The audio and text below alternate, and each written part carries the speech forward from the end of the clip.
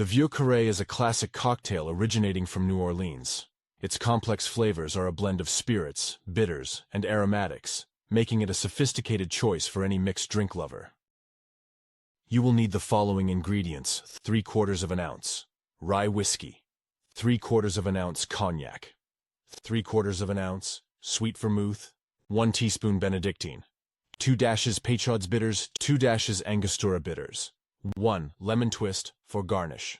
For equipment you will need mixing glass, bar spoon, strainer, jigger, old-fashioned glass. Here are the instructions. Fill a mixing glass with ice.